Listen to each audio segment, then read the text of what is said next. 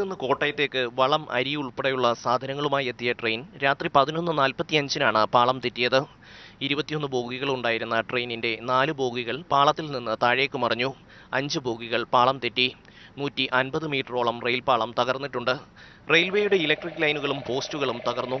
3 മണിക്കൂറോളം ഇതുവഴിയുള്ള ട്രെയിൻ ഗതാഗതം പൂർണ്ണമായും സ്തംഭിച്ചു. പിന്നീട് ഒരു പാളത്തിലൂടെയുള്ള ഗതാഗതം പുനഃസ്ഥാപിച്ചു. സമീപത്തെ വീട്ടിലുള്ളവർ വലിയ ശബ്ദം കേട്ട് പുറത്തിറങ്ങി നോക്കിയപ്പോഴാണ് ബോഗികൾ മുറ്റത്ത് കിടക്കുന്നത് കണ്ടത്.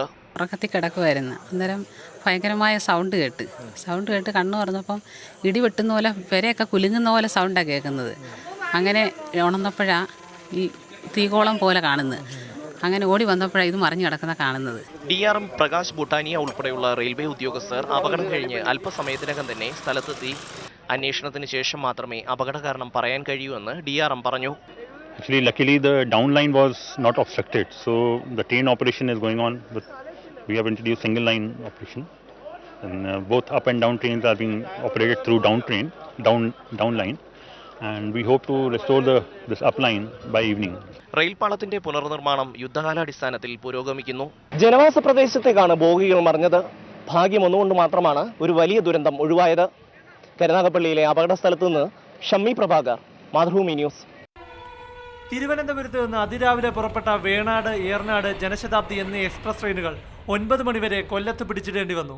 7 മണി കഴിഞ്ഞ് പുറപ്പെട്ട Hyderabad Sabari express, Kanyakumari Mumbai Jayanti express, Lokmanya Tilak Netravati express എന്നിവ നാഗർകോവിൽ വഴി തിരിച്ചുവിട്ടു.